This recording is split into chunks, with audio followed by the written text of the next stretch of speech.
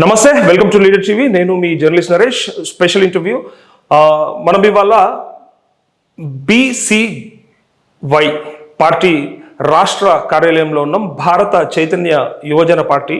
So ఈ party కార్యాలయంలో రాష్ట్ర ముఖ్య నాయకులు చక్రధర్ గౌడ్తో ఉన్నాం మనము. సో తనను అడుగుదాం అసలు ఈ పార్టీలో తన చేరిక ఎందుకు జరిగింది, తద్వారా మరి ఏం జరగబోతోంది, అసలు బీసీలకు ఏమన్నా ప్రయోజనం ఒనగూరే అవకాశం ఉందా లేదా అసలు ఈ పార్టీ ద్వారా. అన్న నమస్తే. చక్రన్న నమస్తే. బాగుంటారు అన్న? బాగుంది అన్న. చెప్పండి, సరే మీ జర్నీ నిజంగా ఫస్ట్ నుంచి చూస్తున్నాం, అన్ని ఒడిదుడుకులే, అన్ని తట్లు తలుగుతా ఉన్నాయి, తలిగి ఇక్కడికి వచ్చారు అనుకుందాం ఇప్పుడు. సో ఇక్కడ ఎట్లా అనిపిస్తుంది, ఎందుకు వచ్చారు అసలు ఫస్ట్ ఇక్కడికి? ఇప్పుడు మీరు నన్ను 2022 నుంచి చూస్తారు, ఇవాళ కొత్త కాదు. దాదాపుగా 3 ఏళ్ళు మీరు అబ్జర్వ్ చేస్తూనే ఉన్నారు యాజ్ అ జర్నలిస్ట్. నేను ఎక్కడ కూడా ఏ పార్టీలో కూడా ఒక టౌన్ ప్రెసిడెంట్ హోదాలో కూడా పని చేయలేదు. ఎప్పుడున్నా ఒక కార్యకర్తగా, బీజేపీలో ఉన్న ఒక కార్యకర్తగా పనిచేసిన, నమ్మి టికెట్ ఇచ్చినందుకు, కేవలం నమ్మి టికెట్ ఇచ్చినందుకు బీఎస్పీకి 16,610 ఓట్లు ఇచ్చాను. అంటే రాష్ట్రంలో 3 మాత్రమే 1, 2, 3. ఒకటి నీలం మధుకి ఫస్ట్ ఓటింగ్ వస్తే, 2 ఆర్ఎస్పీ గారికి వస్తే, 3rd ఓటింగ్ నాకే వచ్చింది. ఆ ఒక ఘనత బీఎస్పీకి ఇవ్వగలిగారు. 3వది కాంగ్రెస్ పార్టీలో అందులో కొంత మీ ఓట్ షేర్ కూడా ఉంది. అంటే మొత్తానికి అది బీఎస్పీ ఓట్ షేర్ కాదు, అది చాలా మట్టుకు మీ అభిమానులు కూడా. దాంట్లో బీఎస్పీకి 600 ఉండే. నాకు తెలుసు కదా, అంతకంటే ముందు పోటీ చేసిన 16,000 ఓటు బ్యాంక్ యాడ్ చేశాము. సో అంటే నా వల్ల బీఎస్పీకి ఎక్కడ నష్టం జరగలేదు. బీజేపీలో కూడా పార్టీ ఎక్కడుందిరా అనే దగ్గరికి వెళ్ళి సిద్దిపేటలో దాన్ని ఒక స్థాయిలో నేను పనిచేశాను. సరే, ఒక సైనికుడిగా పనిచేశాను. కాంగ్రెస్లోకి వచ్చి రేవంత్ రెడ్డి గారు ఏదైతే మాటలు చెప్పారో, అద్భుతంగా పనిచేస్తాను, వాళ్ళని చీల్చి చెండాడుతాను, దొరలను జైల్లో వేస్తాను, పేగులు మెడలు వేస్తాను అంటే, ఎవడైనా ఇప్పుడు మాలక్క జైలు జీవితం అనుభవించిన వాళ్ళు, నష్టపోయిన వాళ్ళు, ఈజ్ ద రైట్ మ్యాన్ అని అనుకున్నాము. అదే విధంగా నేను కాంగ్రెస్ పార్టీలోకి వెళ్ళిన తర్వాత కేసీఆర్ ఏలిడిసిన తమ్ముడు లెక్కనే ఈ ప్రభుత్వం ముందుకు వెళ్తే చూడలేకపోయాను. అన్యాయంగా అక్రమంగా పేదల భూములు కొట్టేస్తా అంటే చూస్తూ ఎట్లుంటామన్నా. ఇప్పుడు పదవులు అనేటివి వస్తాయి పోతాయి. మన స్వార్థం కోసం ఆ రైతుల భూములు పోతూ ఉంటే కూడా నోరు మూసుకోవాలి, ఉండలేకపోయింది. దానికి అధికార పార్టీ వదిలేసి వచ్చింది. అందుకే అక్కడ రైతులకు మంచి అయితే జరగదు 100%. ఇంకా 3 ఏళ్ళలో ఇంకా అధ్వానం అవుతుంది తప్ప ముందుకు వచ్చే పరిస్థితి అయితే లేదు. అంటే ఇన్ జనరల్ గా అందరు కోరుకునేది అధికార పార్టీతో ఉంటే ఏదైనా పనులు చేసుకోవచ్చు, ఈ 3 ఏళ్ళైనా గడుపుదాం. ఒకవేళ ఇష్టం ఉన్నా లేకున్నా కూడా భరిస్తారు, ఎందుకంటే అధికారం ఉంటే కనీసం సేఫ్టీ ఉంటుందని. మీరు అది లేదు ఇది లేదు, అటు ప్రతిపక్షం మీద కొట్లాడుతుంది, ఇలా పాలకపక్షం మీద కొట్లాడబడుతుంది. మీకు మరి సేఫ్టీ ఎట్లా, మరి మీరు ఎట్లా, మీ సర్వైవల్ ఎట్లా? అంటే ఇప్పుడు రాబందుల్ లాంటి బీఆర్ఎస్ నుంచే నన్ను కాపాడిన వ్యవస్థ, ప్రజాస్వామ్యం. ప్రజలు నేను ఎట్లయితే కొట్లాడినో వాళ్ళు ఇండైరెక్ట్ గా హరీష్ రావుకి ఏం చెప్పారంటే, 17,000 మంది చక్రధర్ కావాలి ఉన్నారు బిడ్డ, జాగ్రత్త, ఇది వానికి ఇంకొకసారి గీత పడితే నీకు డిపాజిట్ రానియం, ఈ 17 ఇటేసి నీకు వేసిన ఇటేస్తామని ఇండైరెక్ట్ గా చెప్పారు. ప్రజలను మించిన సెక్యూరిటీ ఎవడిస్తాడండి ప్రజాస్వామ్యంలో? మీరు అన్నది ఒక మాట, ఎవడు కానీ ప్రతిపక్షం నుంచి అధికార పక్షంకి వెళ్తారు, కానీ నేను అధికార పక్షం నుంచి ప్రతిపక్షం వచ్చినప్పుడు చక్రధర్ పార్టీలు మారుతాడు అని అనడం కంటే ప్రజలతో నిలబడతాడని చెప్పండి. ప్రతిపక్షంలోకి వెళ్ళిపోవడం అంటే ఎంత గొప్ప విషయం అండి. అసలు పార్టీలు మారిన దొంగలు ఎవరు? అసలు దొంగలని తమ స్వార్థం కోసం మారే వాళ్ళే 95% ఉంటారు. ఇప్పుడు ఎంతమంది లేరు? ఇవాళ ఉన్న సాక్షాత్తు రాష్ట్ర ముఖ్యమంత్రి 3 పార్టీలు మారొచ్చినోడు. మరి అంటే ఒకటి, ప్రజలకు ప్రయోజనం చేకూరుతుంది అంటే పార్టీలు మారడంలో తప్పలేదు. ఎందుకంటే స్వప్రయోజనాల కోసం కూడా మారుతారు కదా, అదే కదా సమస్య. ప్రాజెక్టుల కోసము, మినిస్టర్ పదవుల కోసం వచ్చిన వాళ్ళు చాలా మంది ఉన్నారు. నేను వాళ్ళ పేరు చెప్పదలుచుకోలేదు. ఏది ఏమైనా మన బీసీలకు ఒక పార్టీ ఉండాలి. అది ఈ హస్తంతో, ఈ పువ్వుతో, ఈ కారుతో కాదు అని అనుకున్నాను. బాగా ఆలోచించాను. ఎవరితో వెళ్తే మనం సుదీర్ఘ ప్రయాణం చేస్తాం. ఇప్పటివరకు కొన్ని అంశాలు చూశాను, ఇవన్నీ మనకు సెట్ కావు. ఇదంతా జోకుడు, మనమేమో జోపుడు, మనమేమో జోపనీకి వచ్చినాం, ఏమో జోకం అంటున్నారు. ఈ జోకడం నాతో కాకనే పార్టీలోకి వెళ్ళి బయటికి వచ్చాను. రామచంద్ర యాదవ్ గారికి వివరణ ఇచ్చాను.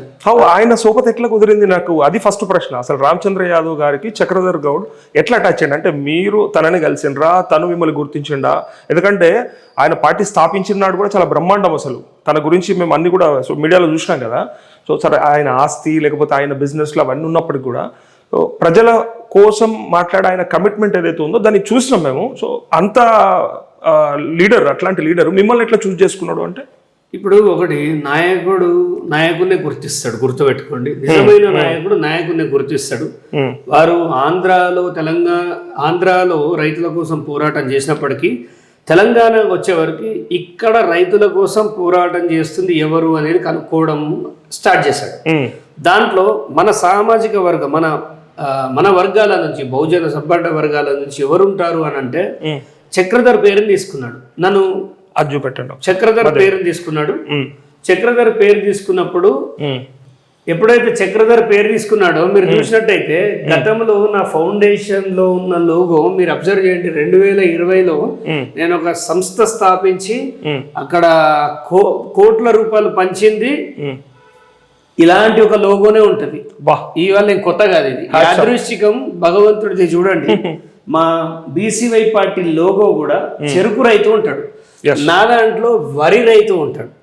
మీరు నా లోగో చూడండి, మీకు పంపిస్తాను గూగుల్లో.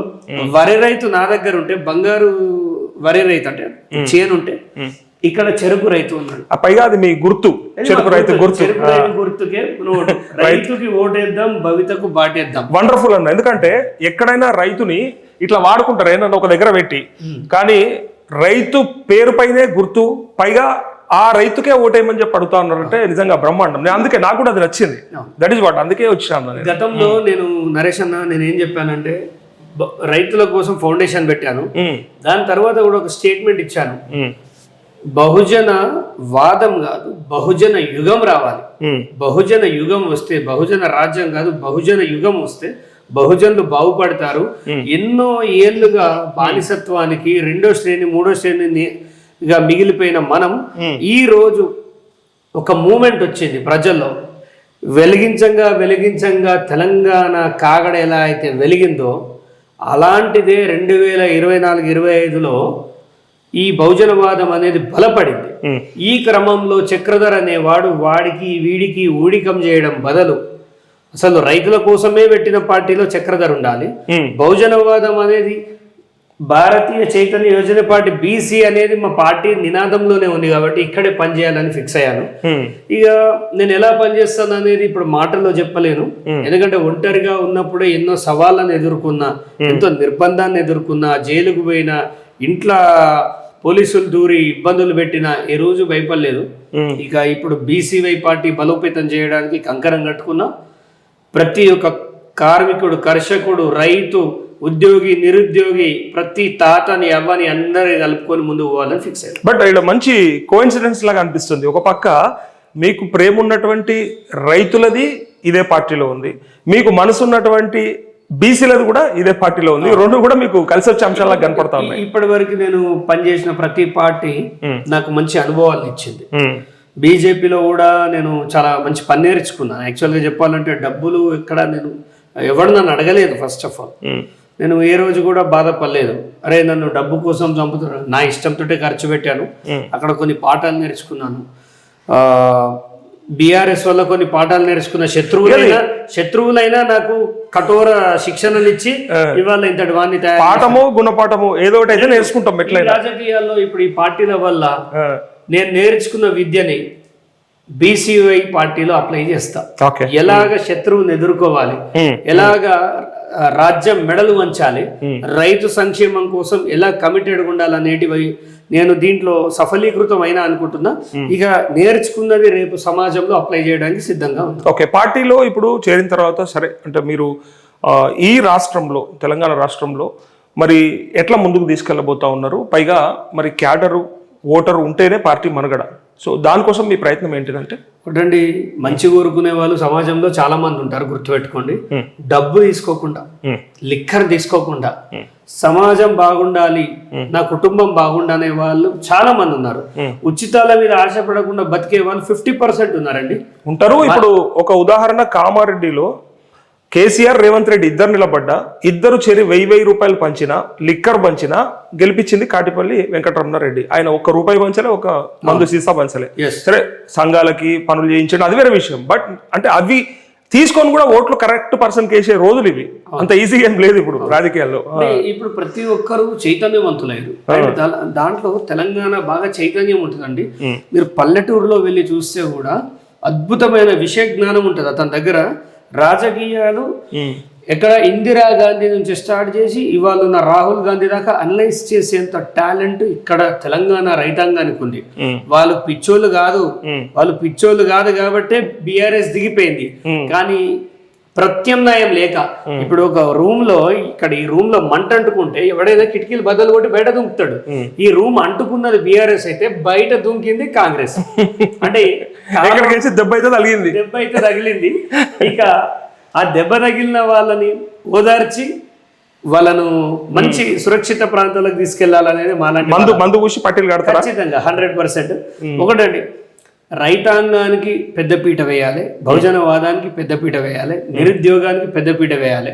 అండ్ ఉచితాలు అనేది బీసీవై పార్టీ ఒకటే విషయం చెప్తుంది, ఉచిత విద్య, ఉచిత వైద్యం, రైతు సంక్షేమం. ఇవి చాలండి, ఇవి చాలు రాష్ట్రం బాగుపడాలంటే. ఉపాధి కల్పిస్తే ఎవడండి రోడ్ల మీద అడుక్కుంటాడు? ఉపాధి కల్పిస్తే భిక్షాగాలు కనిపిస్తారు. ఉపాధి జాబులు ఇస్తే ఈ ధర్నాలు, ఈ రాస్తారోకోలు జరుగుతాయా? అవన్నీ వదిలిపెట్టి నీకు రాజీవ్ వికాసం అని 50,000 ఇస్తాం అంటే సోమరులను తయారు చేస్తున్నారు. మీరు రాష్ట్రంలో చూసినట్టయితే డ్రగ్స్ బారిన పడి యువత ఈ రోజు, మీరు రేపే ఒక ఆర్టీఐ చేద్దాం, ఈ రాష్ట్రంలో ఈ 10 సంవత్సరాల నుంచి ఆర్మీ రిక్రూట్మెంట్ కి పోయింది ఎంతమందో చూద్దాం, అంతకు ముందు చూద్దాం. అంటే మత్తుకు బానిస అయిపోయి ఈ రోజు యువత ఆ దేశ రక్షణలో కూడా పాల్గొనలేని దుస్థితి ఏర్పడ్డది. దీనిపైన బీసీవై గట్టి ఉక్కుపాదం మోపుతుంది.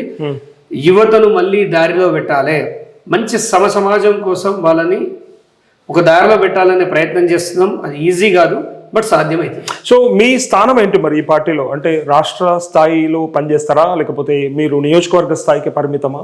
సో మరి ఇంత పెద్ద నాయకుడిని తెచ్చుకొని మరి బీసీవై పార్టీ ఏం చేయబోతోంది, మిమ్మల్ని ఎట్లా వాడుకోబోతోంది ఇక్కడ? ఇప్పుడు మా అధ్యక్షుల వారు ఒకటే చెప్పారు, చక్రధర్ నువ్వు సిద్దిపేట కాదు రాష్ట్ర వ్యాప్తంగా నీలాంటి వాళ్ళని ఫైండ్ అవుట్ చేయి.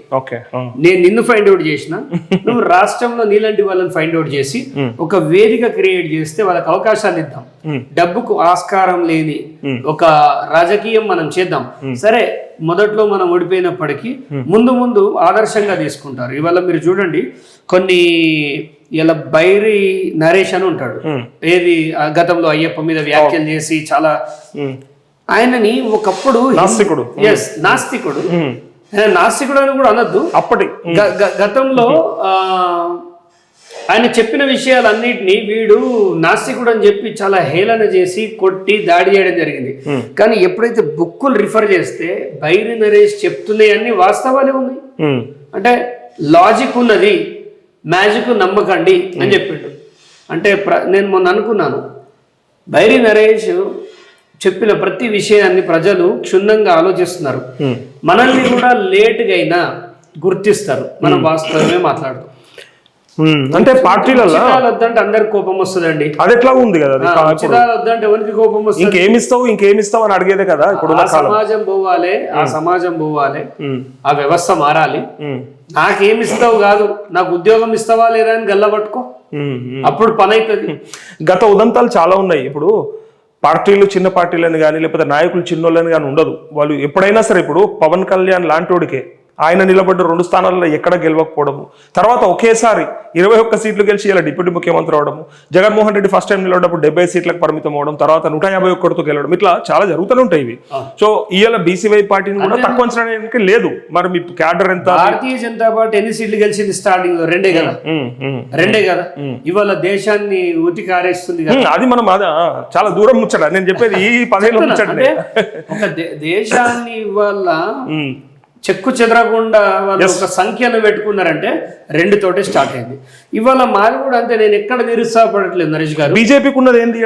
ఫస్ట్ గెలిచింది ఎంతమంది? 5 తర్వాత 1, తర్వాత అది ఉప ఎన్నికల్లో 3 అయినాయి, ఇప్పుడు 8 అయినాయి, అంతే కదా. ఈ తెలంగాణ రాష్ట్రం వచ్చినాక కూడా. సో అట్లా ఓట్లు సీట్లు కొంత ప్రామాణికం అయి ఉండొచ్చు, కానీ ఏ పార్టీ అయినా సరే డెఫినెట్గా ఎప్పుడైనా సరే తిరిగి రావచ్చు. ఇప్పుడు రామచంద్ర యాదవ్ గారిని నమ్మితే డెఫినెట్గా ప్రజలు ఓట్లేయచ్చు, మిమ్మల్ని కూడా చూసి ఓట్లేసే అవకాశం. వారి నేపథ్యం చూసినా రైతు బ్యాక్గ్రౌండ్ లోనే పనిచేస్తాడు. నా నేపథ్యం చూసినా ఇవాళ ఆయన కరేడు పైన కొట్లాడిండు. చక్రధర్ అనేవాడు కౌలు రైతుల కోసం కొట్లాడు. కౌలు రైతులను దగ్గర తీసుకున్న వ్యవస్థ ఎక్కడుంది చెప్పండి. మీ గురించి మా వ్యూవర్స్ కి అసలు చెప్పాల్సిన పని లేదు, మీరు ఎవరో పరిచయం కూడా అక్కర్లేదు, అందరికీ తెలుసు. కౌలు రైతుల కోసం లక్ష రూపాయల చెక్కులు కోటి 2 కోట్ల రూపాయలు పంచిన సందర్భాన్ని మేము చూసినాం. సో దాంతోపాటు అంటే ఇప్పుడు మీకు ఒకవేళ సరే రాష్ట్ర బాధ్యతలు ఇస్తే మీరు డెఫినెట్గా తీసుకుంటారు, చేస్తారు. కానీ ఇప్పుడే ఇదే పార్టీలకు వచ్చి సరే రైతుల గురించి మాట్లాడుతున్న అన్న సందర్భంలోనే బయట చూస్తే రైతులు ఇలా క్యూలో నిలబడి యూరియా కోసం తనలాడుతూ ఉన్నారు, పోలీస్ స్టేషన్ ఇలా కూర్చోబెడతా ఉన్నారు, టోకెన్లు ఇస్తూ ఉన్నారు, ఒక్కొక్కరు కొడుతూ ఉన్నారు.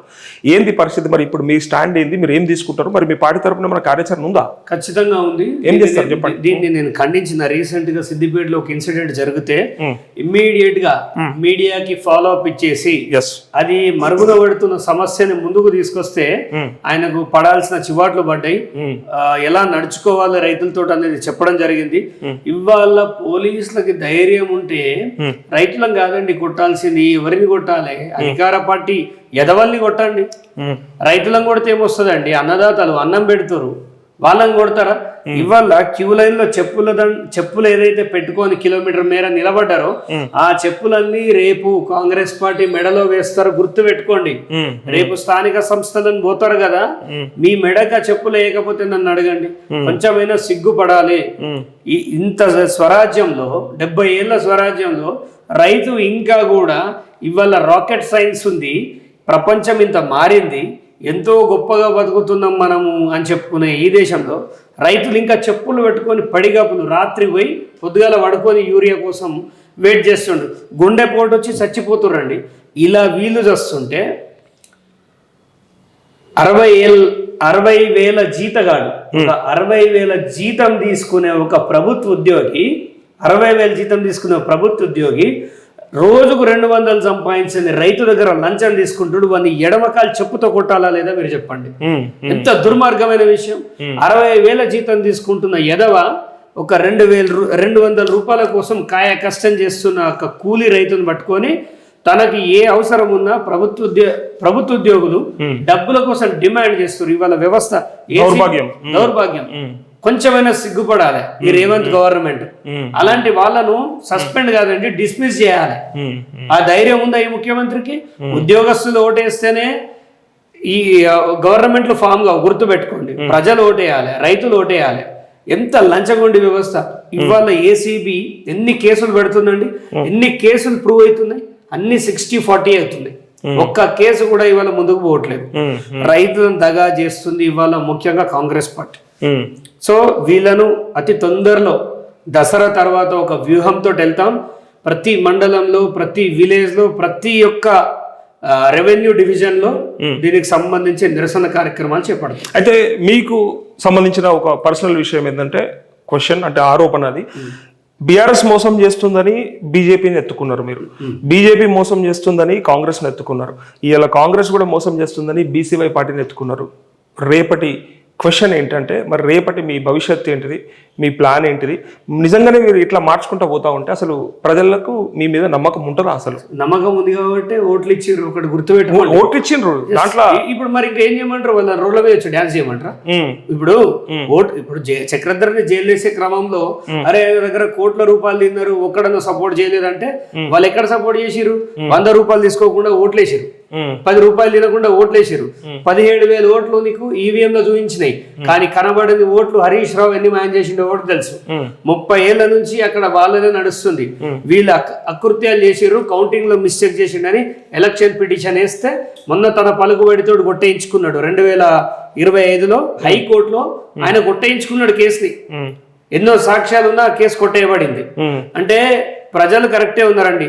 మీకు ఒకటి చెప్తాను, మొన్న బీజేపీకి 60,000 ఓట్లు పడ్డాయి రఘునందన్ రావుకి సిద్దిపేటలో. 2023 అసెంబ్లీ ఎలక్షన్స్ లో చక్రధర్కి పడ్డాయి కూడా అవే ఓట్లు. డామ్ షూర్ గా చెప్తా, ఎందుకంటే పరీక్ష రాసిన వాడికే ఏం రాసిన అనేది తెలుస్తుంది, దిద్దేవాడికి తర్వాత ముచ్చట. నేను చదువుకున్నా, అహర్నిశలు చదువుకున్నా, నేను రాసిన కానీ ఆ ఏది ఆ జవాబు పత్రాన్ని మారిసిన దుర్మార్గుడు హరీష్ రావు ఇవాళ. సో ఇది ఎప్పటికీ రిపీట్ కాదు. ఏదో వాళ్ళ ప్రభుత్వం వస్తుందని అక్కడున్న గత కలెక్టర్ ఆయనకి అది చేసిండని అలా కిందున్న చెంచాగాడే చెప్పిండు, అన్న నువ్వు కేసే అన్న నువ్వు గెలుస్తావని. అండ్ ఈ ఎలక్షన్ లో చూపిస్తాం. ఈ ఎలక్షన్ లో కనుక చక్రధర్కి రాకపోతే అప్పుడు మీరు నిక్కచ్చిగా నా ముఖం ముందట అనండి. అంటే ఆ ఉద్దేశంతో అనలేదు, కాకపోతే నిలకడ లేదు చక్రధర్కి. నా నిలకడ ఇద్దరు జీవితాలు నాశనం చేస్తుందంటే అక్కడ నేను నిలబడదలుచుకోలే. ఓపెన్ గా చెప్తా, నా భవిష్యత్తు తర్వాత చక్రధర్ భవిష్యత్తు కావాలంటే నెలకి 2 కోట్లు సంపాదించుకునే అవకాశాలు నాకు చాలా ఉన్నాయి. నేను అద్భుతమైన వ్యాపారస్తుంది. ఇప్పుడు పోయి జబర్దస్త్ యూఎస్కి వెళ్ళిపోయి డైరెక్ట్ యూఎస్కి వెళ్ళిపోయి ఒక కంపెనీ పెట్టుకొని బతికేస్తా. మరి ఇక్కడ 17,000 ఓటర్ల సంగతి ఏంటి? నా కోసం దెబ్బలు పడ్డారు పోలీస్ స్టేషన్ లో, నా కోసం అన్ని కాదనుకుని వచ్చిన కార్యకర్తల సంగతి ఏంటి? నిలకడ అంటే ఏంటండి? వాడు అన్యాయం చేస్తుండు, హరీష్ రావుతో ములాఖాత్ అవుతుండు రూమ్ లో, వాడు వీనికి ఇస్తుండు, వీడు వానికి ఇస్తుండు, చూస్తూ నోరు మూసుకొని పార్టీలైనా నిలబడాలా? అలాంటి పార్టీలైన మంచిది కాదండి, దేశానికి మంచిది కాదు. కానీ మీకు ఓటేసిన ప్రజల కోసం మరి మాట మీద ఉంటాడా, నిలకడగా ఉంటాడా? ఎందుకంటే పార్టీలలో అయితే ఇట్లా సరే మీరు ఎవరి పేరు చెప్పైనా సరే మీరు మారుతా వస్తారు. నేను మర్చిపోయిన మధ్యలో బీఎస్పీ కూడా వచ్చారు మీరు, అందులోనే మీకు ఆ ఓట్లు వచ్చినాయి. సో ఇలా ఇట్లా మారుతా ఉంటే రేపు మాకు ఏదైనా మాట ఇస్తే కమిట్మెంట్ మీద ఉంటాడా, నిలకడగా ఉంటాడా? ఇప్పుడు చక్రధర్ వైపు ఉన్నందుకు వాళ్ళు నష్టపోయింది ఏముందని మీరు చెప్పండి. ఇప్పుడు చక్రధర్ వైపు ఉన్నప్పుడు వాళ్ళు నష్టపోయింది. ఇప్పుడు 17,000 మందికి నా వల్ల పెన్షన్ లాగలే, నా వల్ల వాళ్ళకి వచ్చేది ఏ సౌకర్యాలు ఆగలే. ఎందుకంటే మీరు ఎవరు వేసిరు కానీ ఎవరికి వేసామో చెప్పలే. సో నా చక్రధర్ సపోర్టర్స్ అండి వాళ్ళు. నేను ఎటుంటే అటే ఉంటారు, నాకు గర్వంగా చెప్పుకుంటున్నా. 100 రూపాయలు తినకుండా ఉన్నాడంటే తన పాదాలకు వందనం చేయాలి. ఇంకొకటి చెప్తాను వినండి, చక్రధర్ పార్టీ మారడంలో అనేక సందర్భాలని, ఎందుకంటే అవినీతిని నేను యాక్సెప్ట్ చేయలేదు. నేను నిజంగా అవినీతే కావాలి, అరే ఇప్పుడు ఈ ప్రజలేంది, ఈ రైతులేంది, జైలుకు పోయి వచ్చిన నన్ను ఎవడు దేక్తలేడు, ఈ కాంగ్రెస్ ప్రభుత్వం కూడా గిట్లుంది అని అనుకుంటే ఇవాళ బీఆర్ఎస్ పోయేటు ఉందండి. బీఆర్ఎస్ పోయి ఉంటే గొప్ప అవకాశం ఇచ్చేటోడు, ఎందుకంటే నాలాంటి వాళ్ళకు డిమాండ్ ఉంది మార్కెట్లో. కానీ నేను అక్కడికి పోలేదు. సో నేను ఎవరు ఊహించని బీసీవై పార్టీని ఎంచుకున్నా. అంటే నిజంగా రాజకీయ అనుభవం ఉన్న వాళ్ళు చక్రధర్ని యాక్సెప్ట్ చేస్తారు, చక్రధర్ వ్యూహాన్ని యాక్సెప్ట్ చేస్తారు. ఎందుకంటే ఒక పెద్ద కంపెనీలో నువ్వు ఒక మూల కూర్చోవాలని నీ పేరేందో తెలియదు ఆ హెచ్ఆర్ కి. ఒక చిన్న కంపెనీలో ఆ కంపెనీ గ్రోత్ తోటి నువ్వు ఉంటే రేపు నీకు ఎంత బాధ్యత ఉంటుంది. ఆ యొక్క కంపెనీ కానీ ఆ యొక్క పార్టీని కానీ నీ కష్టాన్ని జోడించినప్పుడు చాలా గొప్ప స్థాయికి వెళ్తాం. అది 10 ఏళ్ళు పట్టవచ్చు, 20 ఏళ్ళు పట్టవచ్చు. పార్టీలు మారడం మీ జన్మ హక్కు, మిమ్మల్ని ఎవ్వరు కాదనలేరు, మీకు ఇచ్చినటువంటి హక్కే అది. ఈ రాజ్యాంగం ఏ పార్టీ అయినా ఉండొచ్చు. కాకపోతే ఇప్పుడు 4 ఏళ్లలో 4 పార్టీలు మారే వరకు అంటే కొంత నిలకడ మీద పేరు చెప్పాలి నరేష్ గారు. ఇప్పుడు 4 పార్టీలు చెప్పారు, 4 పార్టీలు చెప్పాలి. బీజేపీ నుంచి బీఎస్పీ నుంచి కాంగ్రెస్ నుంచి బీసీవై. వినండి, 4 అయిపోయినాయి. బీఎస్పీలో కేవలం చక్రధర్ గౌడ్ అనేవాడు ఒక్క బీ ఫామ్ ద్వారా ఎలక్షన్కి వెళ్ళిండు తప్ప దాంట్లో నేను ఏం లేదు. ఆ రోజు ఇండిపెండెంట్ గా ఉండే నేనే బీఎస్పీ ద్వారా ఆ ఓట్లు అంటే పార్టీ కదా మీకు టికెట్ ఇచ్చింది, నిలబెట్టింది. తన స్వార్థం కోసం ఆర్ఎస్పీ వేయండు, పోయి కెమెరా ఆడబెట్టి అడుగుండి ఏం మంచి ఎస్సీలను మోసం చేస్తేవి, బీసీలను మోసం చేస్తేవి, దొరొత్తుంటే కారు ముందట కుక్కలే కూరకబడితివి అని ఆయనను అడగండి. ఆయనను అడగడం కాదు, కడిగిన సందర్భాలు చూడండి మీరు.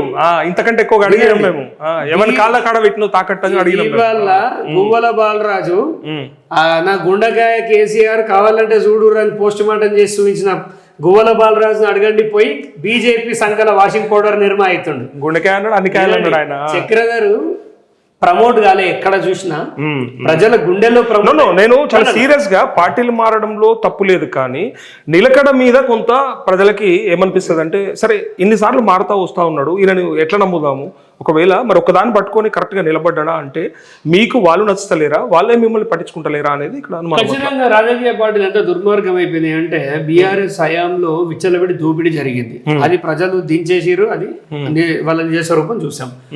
కాంగ్రెస్ కూడా 60-40 అవలంబిస్తుంది, డబ్బులు తీసుకొని కేసులు మాఫీ చేస్తుంది. వీడు ఎదవా అంటుండు. ఒక ఏది కాంగ్రెస్ పార్టీలో కేటీఆర్ దొంగ అంటుండు, ప్రజల ముందట విడమరిచి పెద్ద స్టోరీ చెప్తుండు.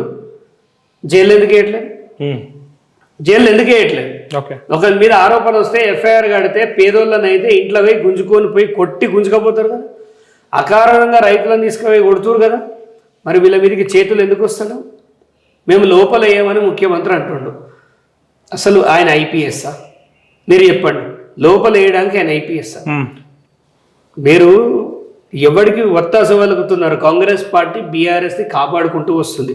తన కమిషన్ల కోసం కమిషన్లు వేస్తూ రైతు సంక్షేమాన్ని గాలికి వదిలేసి బ్యాగుల కోసం పనిచేస్తున్న వ్యవస్థ కాంగ్రెస్ వ్యవస్థ ఈరోజు. సో చక్రధర్ అలాంటి పార్టీలో ఉండడానికి ఇష్టపడలే. నేను ఒకటే ఒక ఆశయంతో కాంగ్రెస్ పార్టీలకు పోయినా. ఒకటి ఏం తెలుసా? వీళ్ళ లోపలేస్తా అన్నాడు, వీళ్ళ చేసిన తప్పులు బయట తీస్తా అన్నాడు, బీఆర్ఎస్ అకృత్యాలను బయట పెట్టి వసూలు చేస్తా అన్నాడు, 1,00,000 కోట్లు ప్రజాధనానికి యాడ్ చేస్తా అన్నాడు అని పోయినా. అందులో ఏం లేదనుకోవచ్చు కదా, మరి అందుకే వేస్తలేరేమో. కమిషన్ లేచినా ఏం వెళ్తలేదు, ఒకటి కేసులు చెప్పినా ఏం వస్తలేదు, స్కామ్లు అని చెప్పినా ఏ స్కామ్ బయట. కాళేశ్వరంలో దొరికిన ఇంజనీర్ల దగ్గర 100 కోట్లు దొరికినాయా దొరకలేదా? వాళ్ళు పనిచేసింది ఎక్కడ? కాళేశ్వరంలోనే కదా.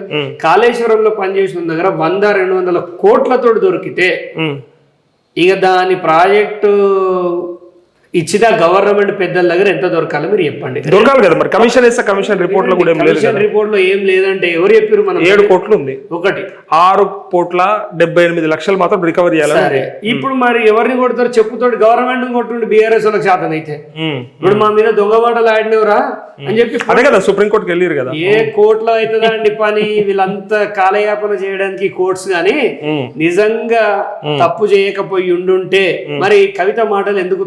మనం కవిత దగ్గరికి పోదాం. మరి కన్న కూతురే కదా కాళేశ్వరంలో ఇవన్నీ అక్రమాలు చేసింది మా బావనే అని చెప్తుంది. మరి ఆమె సంగతి చెప్పండి. ఆమె ఇప్పుడు సుమోటోగా కేసు తీసుకోండి. అప్పుడు ఎందుకు నోరు మూసుకుందట? ఈ ప్రశ్న వస్తుంది ప్రజల నుంచి. అలా ఉన్నప్పుడేమో కమిషన్ తీసుకొని ఉంటుంది, బయటకు వచ్చి ఇలా మాట్లాడతారు. పంపకాల కాడ తేడా అని కొట్టుకొస్తారు. అంతేనా?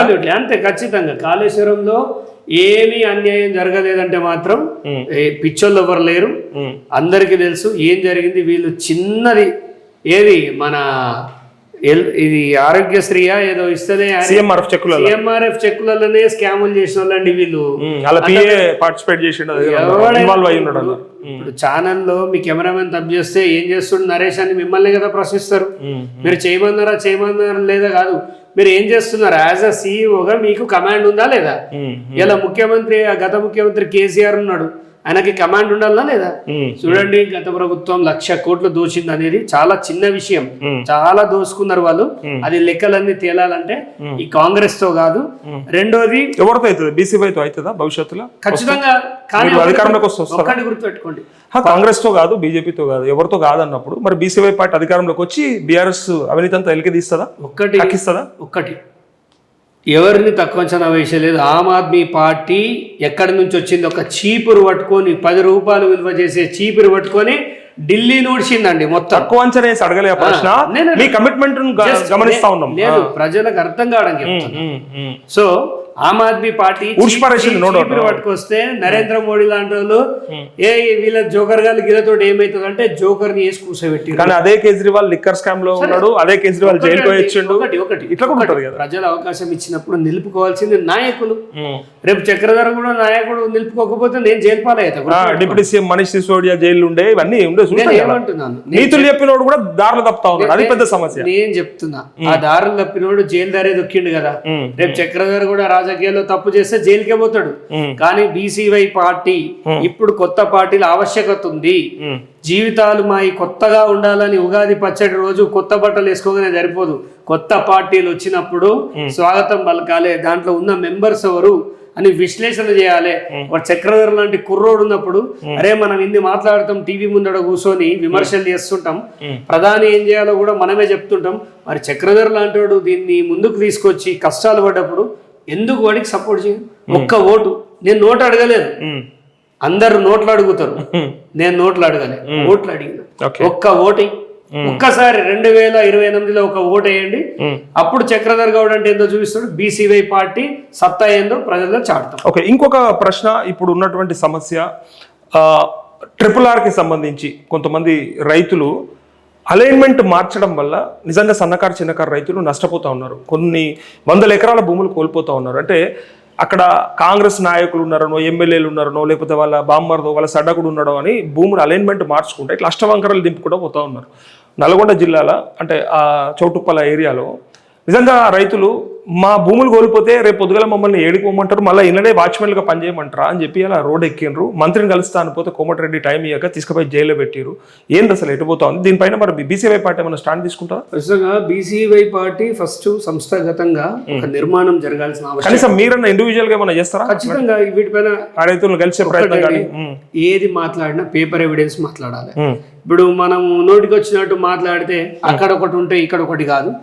నేను కాళేశ్వరం మీద మాట్లాడాలనుకున్నప్పుడు గత ప్రభుత్వం ఇచ్చిన అలైన్మెంట్ ని మార్చి రింగు రోడ్డు రింగులాగా ఉండాలి కదా, అష్టవంకరలు తిరిగి ఇట్లా 2 కిలోమీటర్లు ఒక జాగల 7 కిలోమీటర్లు ఒక జాగల మార్చుకుంటూ ఉన్నారు. ప్రూఫ్స్ ఉన్నాయి అవన్నీ కూడా. రైతులకు కూడా మాకు కాంపన్సేషన్ కూడా కరెక్ట్ ఇవ్వట్లేదు అనేది కూడా అది ఉంది. పైగా భూములు పోతున్నాయి, మెయిన్ గా భూములు పోతున్నాయి. అదే ఒక రాజకీయ నాయకుడు భూమిలోకి వెళ్ళైతే పోనిస్తలేరు, అందుకే బాధ. ఎగ్జాక్ట్లీ దాని మీద మనం త్వరలో స్పందిస్తాం. ఎందుకంటే ఆ ఇన్ఫర్మేషన్ అంతా ఒకసారి నిజంగా మాట్లాడండి కూడా.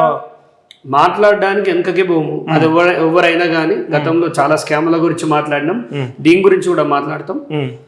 పేపర్ ఎవిడెన్స్ పట్టుకునే మాట్లాడాలి. అవన్నీ నేను మీకు హ్యాండ్ ఓవర్ చేస్తా. ఇంకొక మాట, ఇప్పుడు తీన్మార్ మల్లన్నతో మీరు కొంత బాగానే ఉంటుండే, ప్లస్ మిమ్మల్ని కూడా ఆయన బాగా అంటే మీ కష్టకాలంలో కూడా కొంత సపోర్ట్ చేసినట్టు కనిపించినప్పుడు మరి 2 వేరు ప్లాట్ఫామ్స్ పైన పోయే కంటే మరి ఒక ప్లాట్ఫామ్ పైన ఎందుకు ఆలోచన చేయలేదంటే?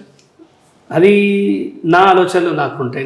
నా యుద్ధం చేసే పద్ధతి ఇండివిజువాలిటీ ఎవరిది వాళ్ళదే, బట్ మీకు సపోర్ట్ చేసిండు కదా మంచి టైంలో. సపోర్ట్ చేస్తాడు కూడా, రేపు కూడా సపోర్ట్ చేస్తాడు. చక్రధర్ మీద దాడి జరిగితే ఫస్ట్ వచ్చేది తీన్మార్ మల్లన్న. తీన్మార్ మల్లన్న మీద ఏదైనా జరిగితే మాట్లాడేది చక్రధర్. కాంగ్రెస్ పార్టీలో ఉండి కూడా అతని తీన్మార్ మల్లన్న పైన దాడి జరిగితే ఇది అధికార పార్టీ, మా అధికార పార్టీ సహకారం లేకుండానే జరిగిందా అని ప్రశ్నించిన నేను. సో పరస్పరం స్నేహం ఎప్పుడు ఉంటుంది, సహకారం ఎప్పుడు ఉంటుంది. కాదంటే వారు బీసీ యూఎఫ్ని కోరుకున్నారు, నేను బీసీవై పార్టీని కోరుకున్నాను. ఎక్కడున్నా ఇద్దరం గొప్ప స్థానాల్లో ఫ్యూచర్లో ఉండాలని కోరుకుంటున్నా. ఇప్పుడు ఏడ ఉన్న బహుజనవాదం కోసమే కదా పనిచేయాల్సి. కానీ ఎవరి దుకాణం వాళ్ళు పెట్టుకొని ఎవరి చౌరస్తాల వాళ్ళు నిలబడి అందరం ఒక జాల కలుద్దాము అంటే మరి దారులన్నీ ఎటువైపు? నిజంగానే బీసీల రాజ్యాధికారం వైపు ఖచ్చితంగా అవకాశం ఉందా అసలు? ఒకటి పోటీ ఈజ్ ఏ పోటీ పొలిటికల్గా. మేమందరం అగ్రవర్ణాలకు మనకున్న తేడా ఏంటంటే వాళ్ళు కలుస్తారు అంటే గెలుస్తారు అంటే కలుస్తారు, మనము గెలిచే టైంలో విడిపోయి ఎవరు కాలిపోతాం. వాళ్ళది దోపిడీ వ్యవస్థ. వాళ్ళు విడిపోయేది తమ స్వలాభం కోసం, పెట్టుబడి వ్యవస్థ కోసం. అన్న ఒకడు బీజేపీలో ఉంటే తమ్ముడు ఒకడు కాంగ్రెస్ లో ఉంటే కలుస్తారు కూడా అవసరమైతే. వాళ్ళది వేరు. తీన్మార్ మల్లన్న తన స్థానాన్ని తను చెప్పేశాడు, నేను బీసీఎఫ్ లో జాయిన్ అవుతున్నాను, నేను చేసుకుంటాను. అది ఇంకా ప్రకటించలేదు, అబౌట్ చేయాలి. చక్రధర్ బీసీవైలో ఉన్నాడు. ఎందుకంటే మేము ఒకరికొకరు ఎంత స్నేహం ఉన్నా నా ఆలోచన విధానం డిఫరెంట్ గా ఉంటుంది, తనది డిఫరెంట్ గా ఉంటుంది. ఆయన వాడిన పదజాలం నేను వాడకపోవచ్చు, నేను వాడింది వారు వాడకపోవచ్చు. ఏది ఏమైనా మా అంతిమ లక్ష్యం అనేది మాత్రం బహుజనవాదం. బీసీ బిడ్డల్ని, మన బహుజన బిడ్డల్ని, పేద రెడ్లని కూడా ఒక విషయం చెప్తాను వినండి. మనం ఏ రోజు బహుజనవాదం అంటే ఇప్పుడు తెలంగాణ అంటే ఆంధ్ర నవ్వని గుడి సంపలే, గుర్తుపెట్టుకోండి. వ్యతిరేకించినాం. ఈ రోజు వాళ్ళతోటే కలిసి మనం మమేకమై ఉంటున్నాం. అలాగే బహుజనవాదం అంటే ఆ పేరు మీద రెడ్లను కొట్టడు, ఎలుమని కొట్టి సంపుడు ఇది కాదు. వాళ్ళు మన వాళ్ళే, వాళ్ళు పేద వర్గాలు ఉన్నాయి.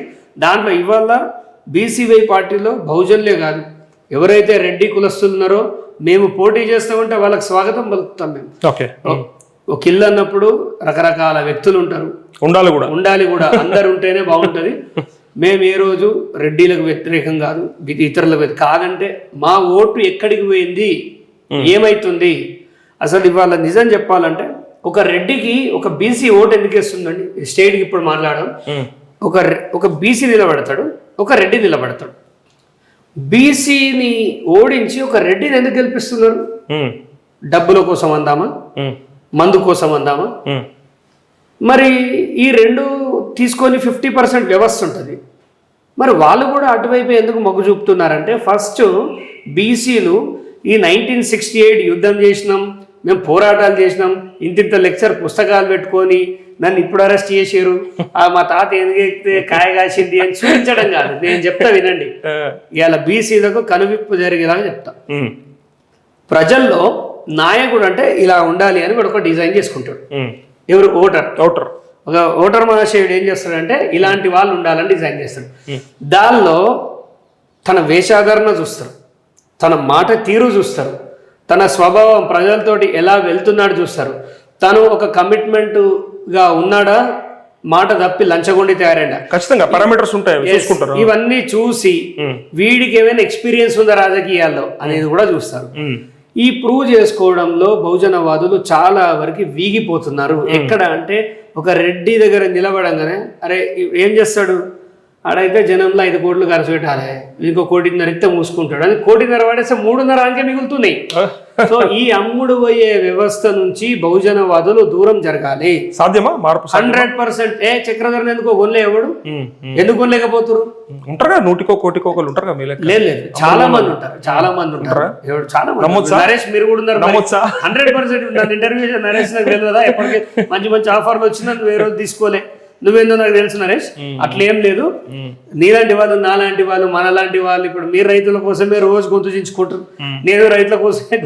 అట్లా అని మనం ఏమి ఎక్స్పెక్ట్ చేస్తున్నాం ప్రజల నుంచి? మద్దతు మాత్రమే. నా ఛానల్లో జీతాలు ఇచ్చే డబ్బు వస్తే చాలనే ఒపీనియన్ తోటి మీరు పనిచేస్తున్నారు. నన్ను నమ్మి ఓటేస్తే వాళ్ళకి న్యాయం చేస్తా. అది 5,000 మంది వేస్తురా, 10,000 మంది వేస్తురా కాదు, వాళ్ళ కోసం మనం పనిచేయాలి. ఖచ్చితంగా చక్రధర్ లాంటి కమిట్మెంట్ ఉన్న నాయకులను ఖచ్చితంగా బీసీవై పార్టీలో తీసుకొస్తాం.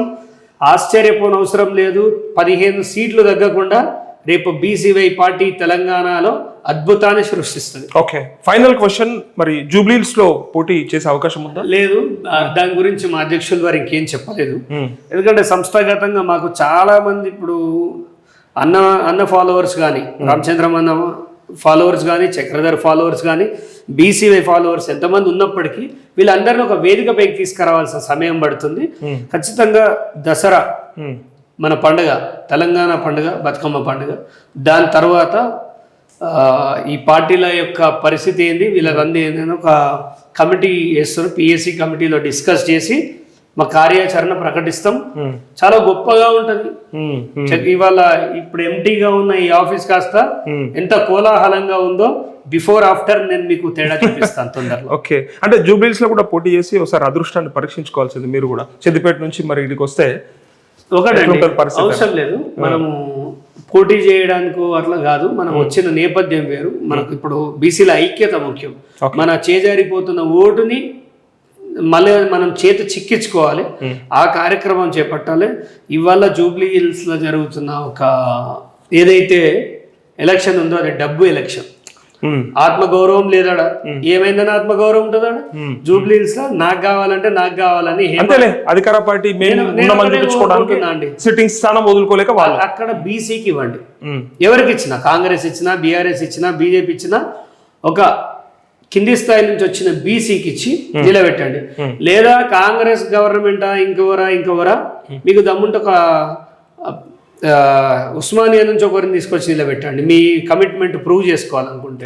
మీరు 42% అని ఏదైతే చెప్తున్నారో అది బోగస్ అనేది ప్రజలకు అర్థమైంది. సరే, జూబ్లీహిల్స్ లో మాత్రం డబ్బే ఈసారి ఖచ్చితంగా పలుకుతుంది. ఆ సీటు ఎవరు కైవసం చేసుకుంటారు అనేది అక్కడ ప్రజలే డిసైడ్ చేయాలి. ఓకే, అయితే ఇప్పుడు సంస్థాగతంగా పార్టీని నిర్మించాలని అనుకుంటే మరి ఇప్పుడు గ్రామ స్థాయిలో జరిగే స్థానిక సంస్థలలో కూడా మరి బీసీవై పార్టీ పోటీ చేసే 100%, ఎందుకంటే అక్కడ నుంచే కదా నాయకులు రావాల్సింది. మంచి ప్రశ్న. స్థానిక సంస్థల ఎలక్షన్స్ లో వాళ్ళకి ఇస్తారా మీరు బీ ఫార్మ్స్? ఖచ్చితంగా మా పార్టీ 33 జిల్లాల్లో పోటీ చేయబోతుంది. ఓకే, ఇండిపెండెంట్ గా నిలబడడం బదులు నేను గెలుస్తా, నాకు దమ్ముంది, నా వెనక ఆ చక్రధర్ అన్న లాంటి వాళ్ళు, రామచంద్ర యాదవ్ లాంటి అన్న వాళ్ళు బీసీవై పార్టీ నిలబడితే చాలు అనుకునే వాళ్ళు మమ్మల్ని కాంటాక్ట్ చేయొచ్చు. అండ్ మేము కూడా అక్కడ ఉన్న ఇండిపెండెంట్స్ లిస్ట్ తెప్పించుకున్నాం, వాళ్ళతో వెళ్ళి మాట్లాడతాము. ఈసారి ఏ ఒక్క స్థానం కూడా పోటీ చేయకుండా వదిలేయం. ఓకే, ఖచ్చితంగా అభ్యర్థిని నిలబెడతాం. Okay, thank you and wish all the best చక్రన్న. ఇది సిద్దిపేట శ్రీమంతుడు చక్రధర్ గౌడ్తో ఇంటర్వ్యూ. తను ఏమంటున్నాడంటే బీసీవై పార్టీ ద్వారా పార్టీని గ్రామ స్థాయిలో సంస్థాగతంగా ఖచ్చితంగా నిర్మింపజేస్తాం. పైగా వచ్చే ఎన్నికల్లో 15 సీట్లకు తగ్గకుండా రాష్ట్ర శాసనసభలో బీసీవై పార్టీ ఎమ్మెల్యేలు ఉంటారని చెప్పేసి తను చాలా కృత నిశ్చయంతోనే ఉన్నాడు, దృఢ సంకల్పంతో ఉన్నాడు. చూద్దాం ఏం జరగబోతుందో. Thank you.